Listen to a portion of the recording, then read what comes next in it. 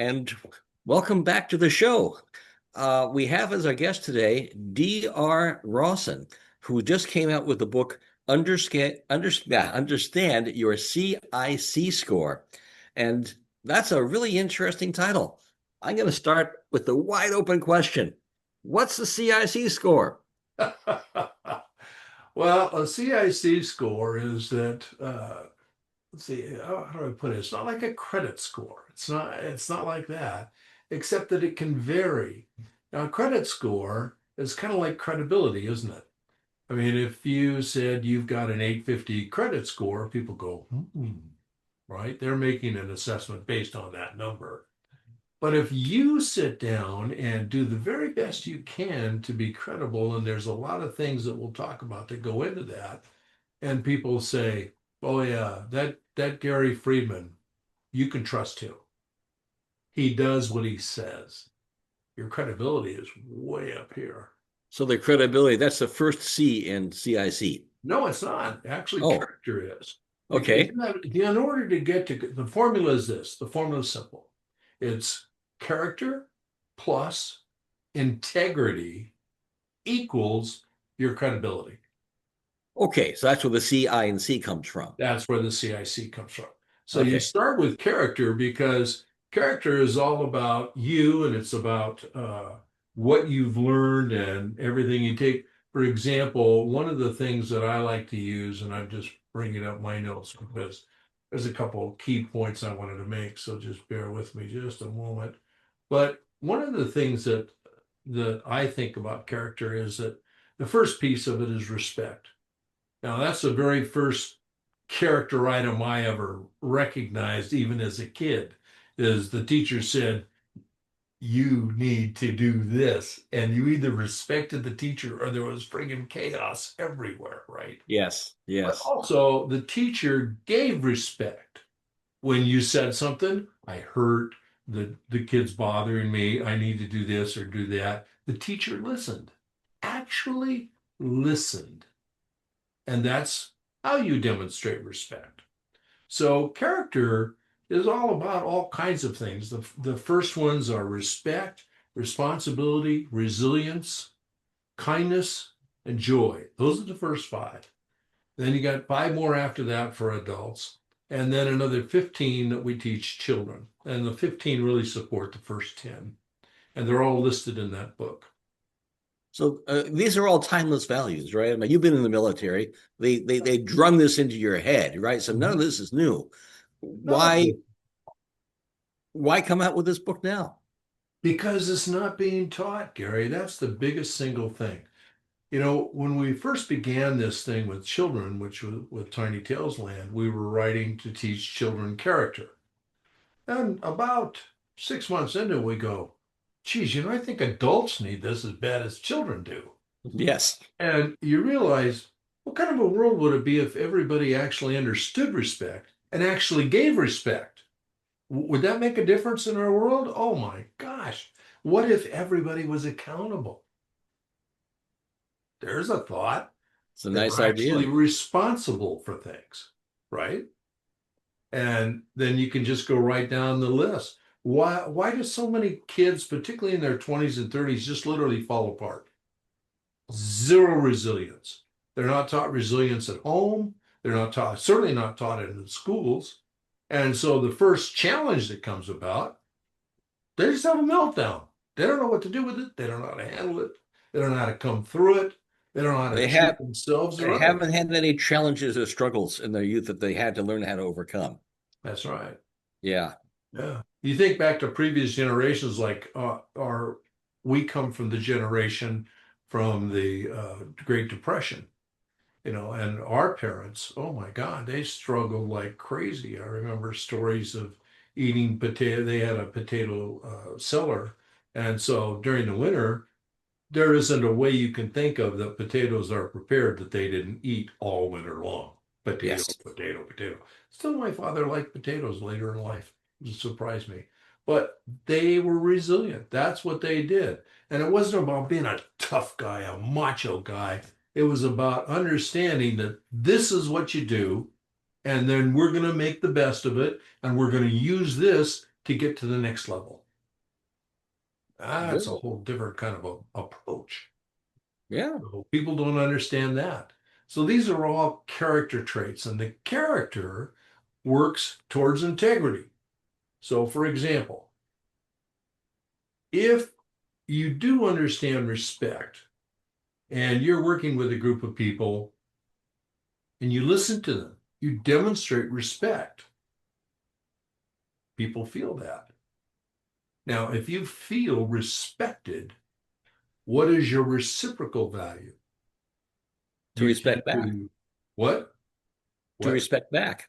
To respect back. It's exactly right. One of the biggest challenges in America today is lack of engagement in companies. And the reason they have lack of engagement is from on high, the company says, we are going to do this, this, this, and this. And the guy goes, why the hell should I do that? You don't do this, this, and this for me. Yeah. We're paying you we give you an amount of money every month. I don't care. You should at least be listening to me or something. I mean, they're so dissatisfied. There's lack of engagement. And there's lack of engagement because right from the very top, from the CEO's position, and as you know, I've been a CEO since I was 21, Yes. people do not respect their employees. Period. I mean, I'd like to say full stop, and I'd like to say it's 100%, but it's not. You know that. I mean, you're an employer yourself, and you've had employees over time, and you respect the people. I know you do because I know you do. Yes. And there are a lot of people who do. But corporations and companies in general are getting to the point, particularly those that are run by those kids that are in their 20s, 30s, and early 40s. They're not giving respect to others. They never had respect. They're not giving respect. They probably inherited the company and they just want to pretend that they're in charge and then move on That's it. to other I'm things. the guy. I'm the guy. And so character is really important. You learn all these things about gratitude and kindness and joy and honesty and all these things. Those are all character traits. Okay, fine. You learn to do those. That's all about what you do. Okay. And you do that in front of others. Others see you respectful. Others see you go through a tough time and become very resilient. Come out the other end and you go, wow, okay, that was tough, but I made it. And look, I learned all these lessons from that, right? So Hmm. others see that and they see it in you. And that's what character is. People see that in you easily. I would say, as I was reading through this book, you have a lot of self-assessment exercises. And I thought to myself, this would be almost mandatory reading for new CEOs and people who haven't run companies before, because Oh, these are all qualities that have been traditionally associated with great leadership. mm-hmm. Mm-hmm. In your life, can you give me some examples of leaders that you looked up to that express these qualities? That's a question from left field. I apologize. Wow, it is from left field, but I'm trying to think real quick about those leaders. One of the reasons I became a CEO and stayed a CEO is I didn't like working for other people because they didn't have these values. Okay, so give you a classic case. Uh, my first company was at 21, and I sold it when I was 22, and made quite a bit of money from it. And I went to work for somebody else because I thought that's what you were supposed to do. My dad did. He worked for somebody. Your dad probably worked for somebody as well. And so, yeah, that's what you do. You grow up and you be an adult, you work for somebody else. Right. So I was pretty good and still am pretty good at marketing. And so this guy hired me to be his national sales manager. And he spent all of about 25 minutes assessing what I did. Okay. Hmm. After 6 months, I walked into his office and I said, Jim, why don't you sell the company? He said, no, why would I do that?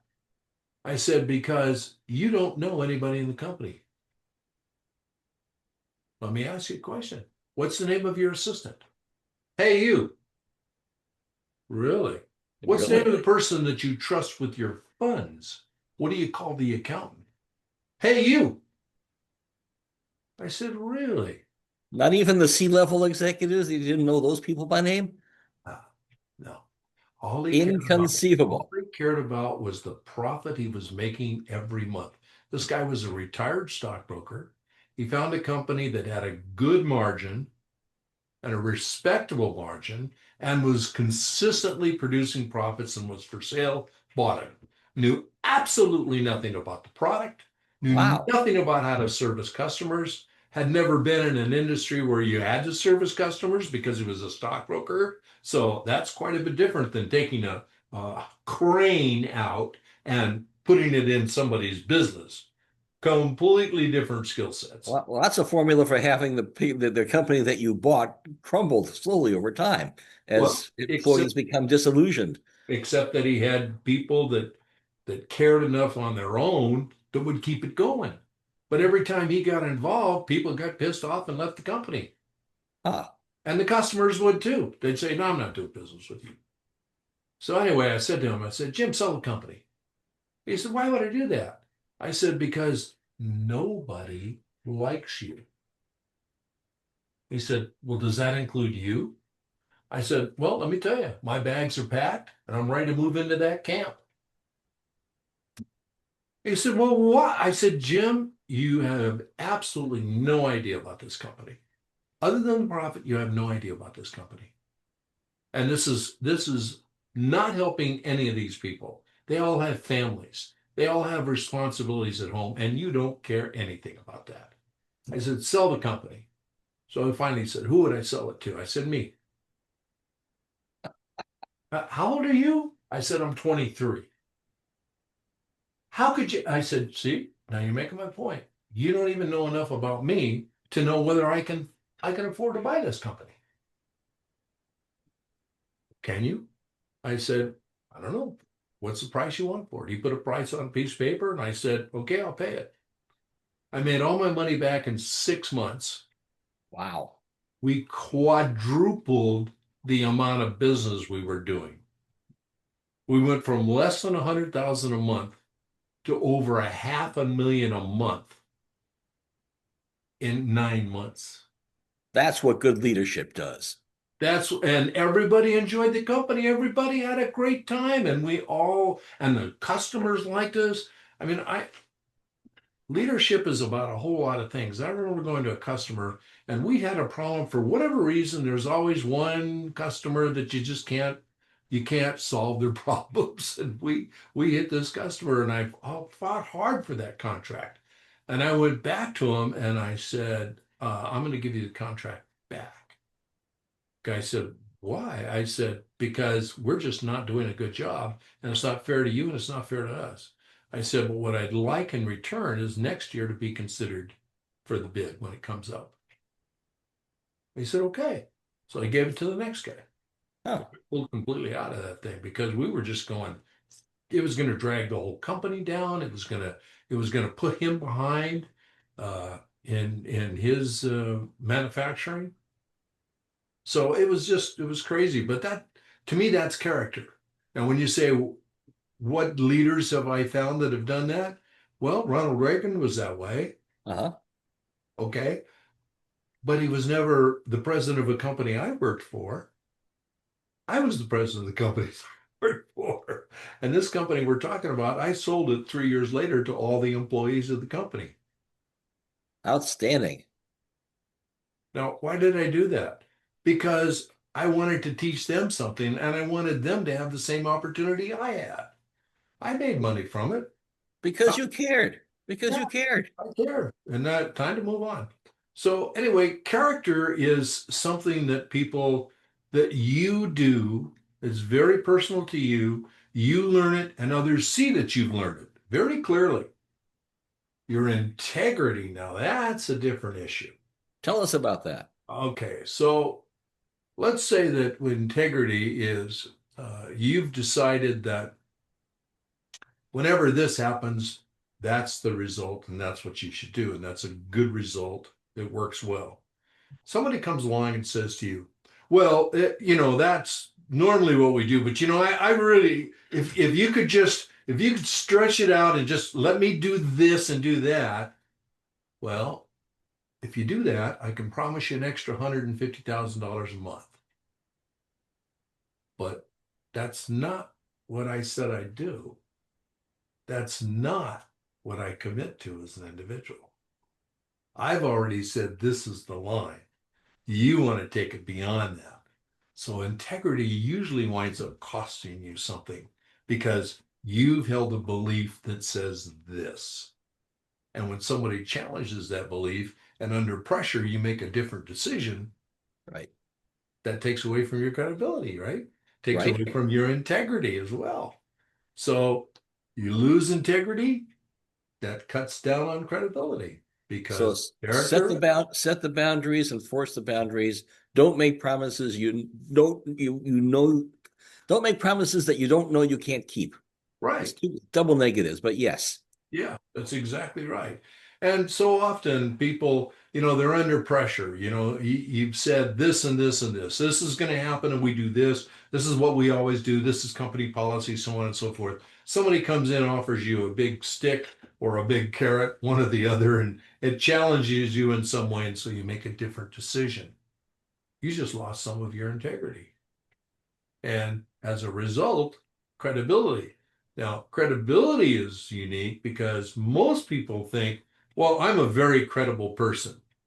If you have to say you're a credible person, you You're may not not a credible be a person. credible person. Right. You're not the one to judge. That's right. Credibility is solely judged by others. And oftentimes you're not even around. So you're being considered for a position and they do some checking and five people say this guy can be counted on. Absolutely can be counted on. That credibility goes way up. You're not even in the room, but your past actions created a level of credibility that others have accepted. The track record. Right. Track record. Credibility is assigned by others always, always without exception. Well, you certainly convinced everybody watching here that this is all worth learning and nothing new there. The book, as you've written it, is designed as a self-assessment. You read this periodically and you grade yourself on various qualities that you list. How long would it take somebody to go through this book, and how many times should they assess themselves over their lifetime? Are you familiar with the book Think and Grow Rich? I've heard of it, yes. Did you ever read it? No. Okay. And that's why I'm not rich. Yeah. Well, okay. Anyway, Think and Grow Rich. I read that book when I was 23, just when I bought that company. Over the next 2 years, I think every time I reread it, I had doubled my income because it taught me to think in a certain way and to set goals in a certain way. And it gave me a mindset on how to pursue things. That's what Think and Grow Rich did for me. Okay.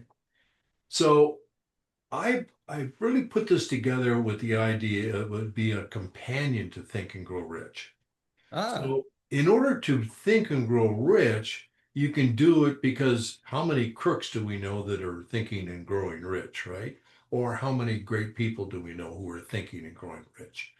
It's always two, there's always a yin and yang. It's always right. opposites. So I wanted people to be able to use this book, be able to self-score. And if your score comes up to X, that's your score. It's not something I need to know. It's not something your wife needs to know, your cousin, your parents, or your employer. It's something you need to know. And as you look at it, you go, wow, okay, I'm a little weak in the integrity part. Well, why am I weak? And there's some reflective questions in there to ask you. So, are you doing this? Are you doing that? And it gives you a Mhm. chance to think that through. Now, so you're asking, can you use it again? It's a reusable book. And that's what Think and Grow Rich was. It's a reusable book. Because, Gary, everybody has a season in their life. You and I are both old enough to have seen lots of different seasons. We've seen Yes. financial seasons, we've seen growth seasons, we've seen, when you were a young man and you were inventing lots of different things as you've done, and then your career morphed and you did other things and other things. And so you've had different seasons. and different things change. And so your ideas change. You know, you can have a well-conceived idea about how money is actually made. And you can hold that thought in your 20s. By the time you get to your 40s, I'm going to guarantee you look at that and laugh and go, are you kidding me? You're missing this, this, and this. You could have made twice the amount of money if you'd thought of this, this, and this. It's a Yeah. different season and you have different experiences. So it's something that you should go back to. If you have a divorce, you have the birth of a child, you have a death of a parent or a sibling, or any of those major life changes, you move from one city to another. All these things change who you are a little bit. So you can go back to that book, regauge what you're doing, and see, where are you giving up? Are you giving up some of your integrity? Ah. You've forgotten some credibility things or things that create credibility? And are you really full of character the way you used to be? So maybe 6 or 7 times throughout a person's lifetime, depending on the major life changes that they go through. I think that's probably a good number, Gary. 6 or 7 times. That's probably exactly right. You know, I'm here just about ready to go into my eighth decade. And so, Also tough. thank you. And so, uh, as I look back on my life, you know, I've had at least 8 pivot points in my life, at least 8 pivot points. Big changes, big changes. A divorce in one particular case, uh, the well, I just had a lot of interesting things that have happened to me over the years. I started out homeless, and so I've had a pretty successful career with 30 companies, and that that's changed. It's constant change, and it wasn't 30 companies in one industry, as you know. It was a variety of industries. You So you talk all you of talk about your business success in your other book, yeah, Unlikely, yeah. which by the way I enjoyed very much. Did you? Uh, Thank you. so I think that gives you the credibility to write something like this to help other people self-assess, reflect a little bit on meaningful qualities of good character. Am I summarizing this pretty well? Yes, you are. And when you talk about my credibility, let me give you something about my credibility that a lot of people don't know about me. When I was in Vietnam, my parents both died. And so I still had a young brother and a young sister at home.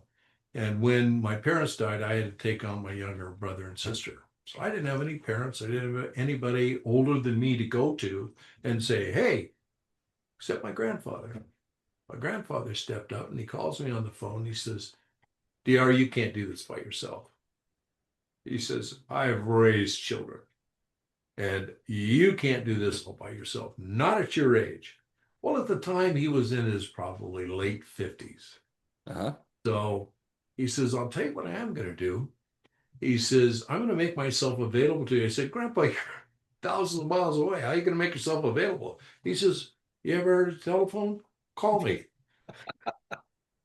I Now, was kind as I of kidding. recall, he was a Mason, wasn't he? He was a Mason. Exactly right. So he said to me, look, it's real simple. He says, you're going to come across problems with your wife, with your children, with your business, even your spiritual life, every aspect of your life, you're going to come across a problem. He said, call me, use me as a resource. Call me, and what I'm going to give you is the principle that you need in order to solve that problem. I'm not going to give you the answer. I won't give you ever the answer. This is for you to discover based on a real principle. I said, okay, well, let's give it a shot, Grandpa. So I did for 25 years after that. I'd call him every time I had a problem. And he'd say, well, this is the principle. And occasionally he'd say, do you remember the principle that, oh, yeah, okay, that's the one. All right. And conversations went like that. The day before he died, I'm bringing him down from Lake Isabella down into Bakersfield, California. We're riding down this windy road, and I'm trying to pay attention to the road, and he is just chatty Cathy. One of the things he said to me is, he says, I want you to become a Mason. I said, Grandpa, I own a business I'm in the ministry. I've got 6 children and a wife. I got a lot going in my life, and you want me to become a Mason too? Why would I do A- that? Ask a busy person if you want something done. Yeah, He yeah, understood that rule. yeah, that's right. He clearly understood that. He said, I'll tell you why. He says, you know all those principles and values that we discussed all your life? I said, yeah. He says, they only came from 2 places. I said, what's that? He said, masonry and religion. Mhm. Oh, he says, I think you got religion handled, but you don't have masonry. I said, I'll become a Mason. And I went on to become a Mason, as you know. But it was those principles that led me to live a certain kind of life and to share with others, as I'm dealing with people in church, as I'm dealing with people in business. They'd come to me and they'd express a problem. And so I had that background of all these principles and values to do that. And along the way, I learned a lot about character because of these different principles and values. Yeah. And I'm sure a lot of those trickled into the kind of questions that you're asking in the CIC book. Oh, absolutely. Yeah. Absolutely, it did. Yeah. And in fact, there's some reflective questions there, but we're thinking about all kinds of different ways we can do that. Are you familiar with the books that they put on the kitchen table and on nightstands where you pick it up? It's kind of like they used to call them devotional books, but they're for all kinds of reasons. And I've seen them, I've heard of them, yes. it's like a page a day for whatever purpose you want. So we're thinking about doing that, taking a character trait and make it for that day, and then you give a couple of reflective questions and a challenge and say, today, as you're going about your work, look for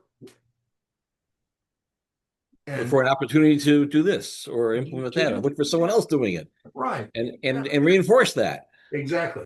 Kindness, for example. Kindness is probably the the best one of the coolest things. And I apologize, I've got a problem with my nose. Uh, Kindness is probably one of the coolest things to work with because kindness is what people don't get is that you can't give kindness away. You just try and be kind to everybody you can as much as you can, and it just floods back to you. You try and give it away, and it just keeps coming back. Furthermore, it's free Yeah, and it absolutely. has a disproportionate effect on the people you give it to. That's correct. That's correct. Yeah, Not many entities in this world have those qualities where it's free and it has just a wonderful effect that's hard to measure, but you know it's there. that's right. You absolutely know it's there. Now, the next one that's kind of a tricky one is joy. Joy is something that actually lives within you all the time. Most people think, well, if I get this and somebody gives me $1,000, that's joyous and I'm excited. No, no, it's got to No, come that's from within, happiness. not rely on external factors. That's right. That's Yes. happiness. You're happy for the moment. That's not joy. Joy is an attitude, an expression that says, I see the good in lots of things. I see opportunity in lots of things. And you've got this overall attitude, overarching attitude, if you will. Imagine a company where there's no joy. Well, the example I gave you, there was no joy at that company, I'm telling you. Right. Now, you've worked at one of my companies. Was there joy in that company? We loved every day. We Yes. loved every day. It was a lot of fun. We made it fun. And And we knew that you cared, not about us, but also about the outcome as well, of course. yeah, of course. But you see, it's kind of like somebody asked me the other day, well, how when you earn money, what do you focus on? I said, not money. I never have focused on money. I said, I focus on a result. The result is if I help somebody accomplish something, somebody's going to compensate me. I don't have to worry about that. It's just going to come naturally. If you write a book, you're an author, or you write a book, and that book serves a purpose for someone, and they believe that it's going to solve their problem, they're willing to pay you for it. Who But you was didn't have to go up and who say, was you got to who buy was this book. who was it who said in order to get what you want, you have to help other people get what they want? That's correct. Well, Yeah, that's been said by every motivational speaker on the planet. Tony Robbins is where I heard it, but Yeah, yes. Zig Ziglar's where I heard it. But the point is, it's exactly right. If you help enough other people get what they need, you'll always have what you need. Mhm. I'm a living example of that. It's always worked for me. So when you were putting this book together, you must have been doing a lot of thinking because there's very reflective questions there. Was there anything that kind of surprised you as you were assembling it? There's a lot of things that surprised me because there was questions that I hadn't fully asked myself. And as I came Oh, up with that question, I had to think, well, have I really thought that through for me? I mean, there was just questions that I came up with, and those questions came as a result, by the way, of a lot of research. What makes people do this? What makes people do that? And I kind of had to understand that in order to ask the reflective question. Because then the reflective question had to be phrased in a certain way so that you can keep them focused on the item that you're reflecting upon. And it's not an easy trick. yeah, yeah. Also, I was going through the book and I was looking at, because I'm a former engineer, right? Right. So I look at some of the ways you're supposed to score yourself. And I say to myself, classic management says if you can't measure it, you can't control it. So you're asking people to measure certain qualities of character.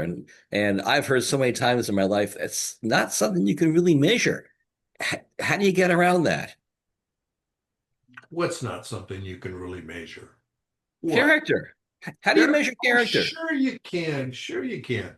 Because in the book, you see, it's asking you certain questions about character. Do you understand this? Do you understand that? Do you understand how this works? Do you understand how that works? And Mhm. so you're answering yes, no, yes, Right. kind of, and it's a score of 1 to 5. So when you tally all that up, you're going to look at it and go back and go, wait a minute. If a perfect score would be 5 questions, all five, 5 times 5 is 25, that's a perfect score. I got a 19. What am I missing? And that's up to you to discover that. It's Yeah. not me. It's not something you go to your wife and say, oh, look, I'm missing 6 things. So It's it kind of requires a self-reflective attitude and just going into it. it's Uh, exactly. and if people read your book for a year, maybe go through it twice, what kind of changes or alignments would you expect them to find about themselves after a year? um, Because we have to talk about benefits. oh yeah. When I was a young man, I thought about certain things about how to raise kids. I had a very particular idea about how to raise kids. And after asking my own children a lot of questions and seeing some behavior that I didn't anticipate, I This is realized, after they were grown, right? no, Yeah. this is while they were growing because Oh, it was changing all the time because they're changing all the time. Their level of intellect changes, what their knowledge changes. I mean, it's just constantly changing. So I changed. And so that's what happens. So you're asking, is there going to be a change? Yeah, because you become more aware. I learned about this. I learned more about integrity, I think, than anything else. As in I writing the book? yeah, as I look back over my life, I can see where I drifted. You have you're living a life of integrity, and then pressures in your life become so great that you start compromising in ways that aren't good for you or for others.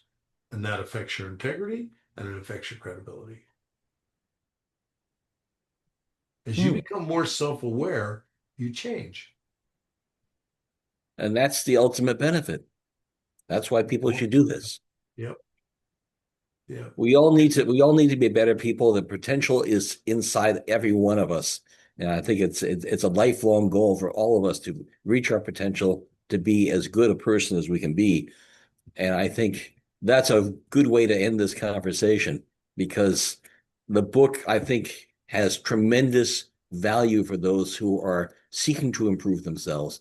who are self-aware, who want to become better people and fulfill their potential. And this book, which I highly recommend to everybody, leadership position or not, can certainly benefit from. Right. DR, thank you so much for spending the time with us. You're And welcome. good luck on your mission because it's certainly a good one. Thank you so much, Gary. I appreciate you. Thanks for taking the time. Sure. Bye bye. Bye bye.